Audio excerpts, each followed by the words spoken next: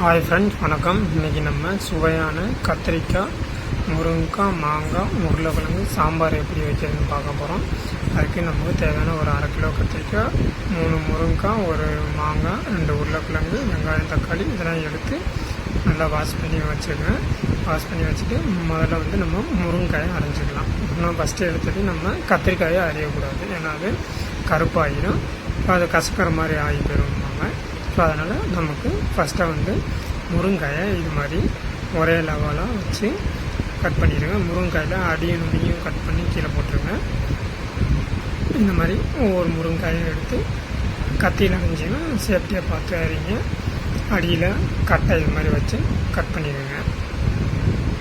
ஏன்னா முருங்கைக்காய் நம்ம ஒரு முருங்கைக்காயத்தையும் சாம்பாரில் போட்டிங்கன்னா டேஸ்ட்டு வேறு மாதிரி இருக்கும். அதனால் முருங்கைக்காய் இது மாதிரி கட் பண்ணிங்க. அடுத்து நம்மக்கிட்ட இருக்குது உருளைக்கிழங்கு. ஸோ இப்போ உருளைக்கிழங்கு இது மாதிரி பொடிசாக கட் பண்ணி எடுத்துக்கோங்க. அடுத்து பார்த்திங்கன்னா நம்ம லாஸ்ட்டாக கத்திரிக்காய் அரியணும். கத்திரிக்காய் அரியல பார்த்து அரியணும். நல்லா கலராக கத்திரிக்காய் இருக்கும்.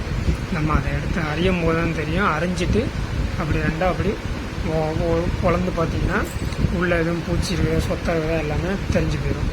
அதே மாதிரி கோம்பை எடுத்துகிட்டு அரிஞ்சிங்கன்னா அதில் கோம்பில் கூட ஒவ்வொரு இதாக சொத்தை இருக்கும். அதெல்லாம் சொத்தையெல்லாம் பார்த்து சேஃப்டியாக கொஞ்சம் அரிஞ்சிக்கணும். முக்கியமாக இதுமாதிரி அரிஞ்சு இதுமாதிரி ரெண்டாக உடச்சி பார்க்கணும். ஸோ பூச்சி இருந்தால், புழு இருந்தால், சொத்தை இருந்தால் நமக்கு தெரிய வந்துடும். அந்த மாதிரி எல்லா கத்திரியும் அரிஞ்சிருங்க. நான் சும்மா சாம்பிளுக்கு தான் 2 கத்தை. ஏன்னா லென்த்தாக வீடியோ போயிடுச்சுன்னா நம்ம யாருமே பார்க்க மாட்டோம், நமக்கு டென்ஷன் ஆகிடும். ஸோ அதனால் எவ்வளோ என்னால் வீடியோ சுருக்கி சின்னதாக முடியுமோ அந்த லெவலில் சின்னதாக போடுறேன். அடுத்து நம்ம மாங்காய் ஒரு துண்டு போட போகிறோம். ஸோ ஃபுல் மாங்காயும் போட தேவையில்லை. 2 தக்காளி போடுறதுனால ஒரு அரை மாங்காய் இது மாதிரி அரிஞ்சு கொட்டையோடு இந்த மாதிரியே அரிங்க. அரியலை அதேமாதிரி சேஃப்டியாக அரிஞ்சு, ஏன்னா கத்தியில் அரியலை கொஞ்சம் பார்த்து அரிஞ்சிக்கணும்.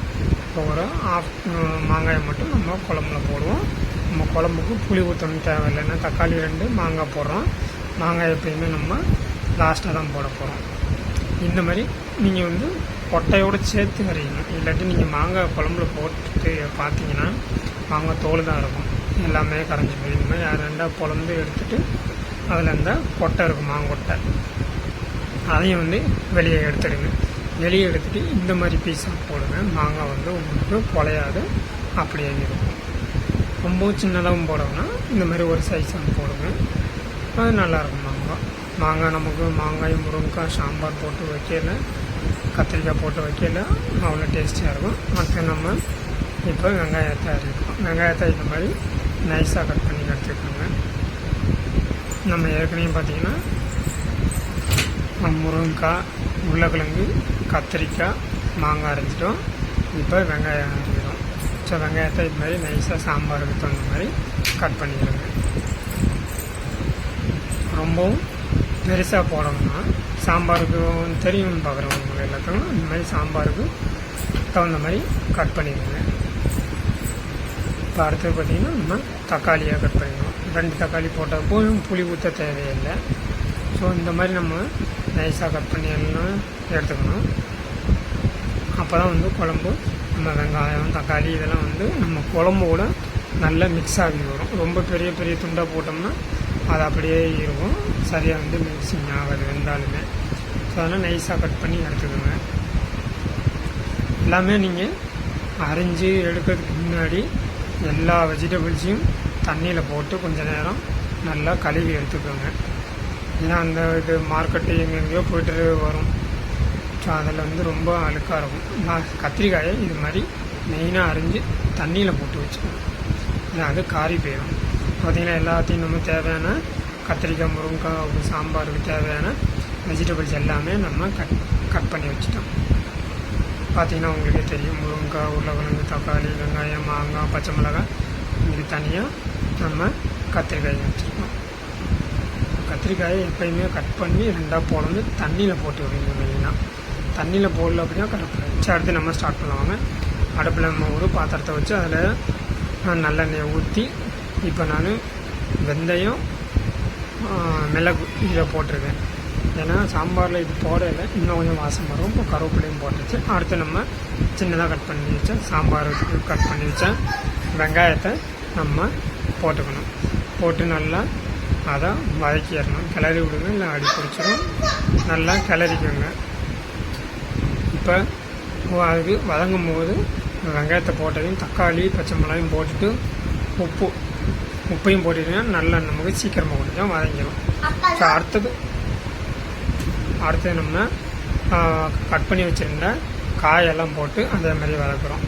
எல்லா காயும் ஒன்றா போட்டுருங்க. முருங்கைக்காய், கத்திரிக்காய் இதெல்லாம் வதங்கும் போதே கொஞ்சம் மிளகாத்தூளையும் போட்டுருக்கோம். ஏன்னா அந்த வதக்கும் போதே நம்ம மசாலா ஐட்டம் போடல, நம்ம காயில் அந்த எல்லாமே சப்புன்னு இல்லாமல் வதங்கும் போதே நம்ம மிளகாத்தூள்லாம் போட்டோம்னா நல்லாயிருக்கும். நமக்கு தண்ணி அதே மாதிரி வதங்கி பிடிச்சதையும் நம்ம காய் எந்த லெவல் இருக்கோ அந்த லெவலுக்கு தண்ணி ஊற்றி வச்சுருங்க. தண்ணி ஊற்றி உப்பெல்லாம் போட்டு மூடி வச்சுருங்க. நல்லா அது கொதித்து வரட்டும். இப்போ ஓரளவுக்கு பார்த்திங்கன்னா கத்திரிக்காய் ஒரு அரை வேக்காடுக்கு மேலே நல்லா வெந்து கொதித்து வந்துருச்சு. பார்த்திங்கன்னாவே உங்களுக்கு தெரியும், கலரு சேஞ்ச் ஆகும். அப்படியே நம்ம அதில் இப்போ தேவையான மிளகாத்தூள், சாம்பார் பொடி இதெல்லாம் போட்டு நம்ம காரம் உங்களுக்கு எவ்வளோ காரம் ரொம்ப சாம்பாருங்களாம் ரொம்ப காரம் போட்டிங்கன்னா அது அந்தளவுக்கு நல்லா இருக்காது. ஓரளவு மீடியமாக காரம் சேர்த்துக்கணும். ஏன்னா பச்சை மிளகா வேறு போட்டிருக்கோம். அது இந்த மிளகு பொடி, மிளகாத்தூள், சாம்பார் தூள் போட்டுட்டு நல்லா ஒரு கிளறி விட்டுட்டு மிக்ஸ் பண்ணிவிட்டு அதில் நம்ம இப்போ மூடி வச்சிடலாம். இப்போ பார்த்திங்கன்னா நல்ல குழம்பு வெந்து வருது. இன்னும் கொஞ்சம் பத்தலை சாம்பார் பொடி அப்படின்னா அதை போட்டுருங்க.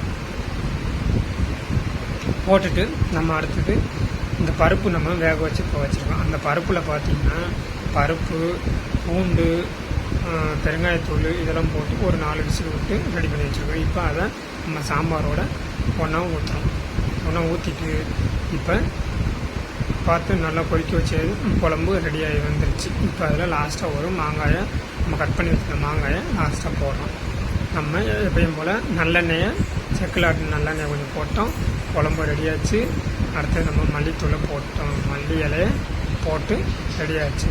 நல்லா பார்த்திங்கன்னா சாம்பார் கம்மன்னு சூப்பராக வந்துருச்சு. நீங்கள் இப்போ நம்ம சர்வ் பண்ணுறதுக்கு தேவையானதை பாத்திரத்தில் கொஞ்சமாக எடுத்து வச்சுருங்க.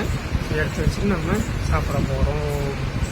ரொம்ப எல்லாமே எடுக்காதீங்க, ஆறி போயிடும். ஆனா டேஸ்ட்டு சேஞ்ச் ஆகும். இப்போ நம்ம பாருங்களேன், உங்களுக்கே தெரியும். இப்போ சாப்பாடு போட்டாச்சு, சாம்பாரும் ஊற்றியாச்சு. ரொம்பவுமே சூப்பரான சாம்பார். கத்திரிக்காய், முருங்கைக்காய், மாங்காய், உருளைக்கிழங்கு போட்டு நீங்கள் இப்படி சாம்பார் வச்சு சாப்பிட்டு பாருங்கள். ரொம்ப சூப்பராக இருக்கும். தேங்க்யூ. தேங்க்யூ. தவறுதல்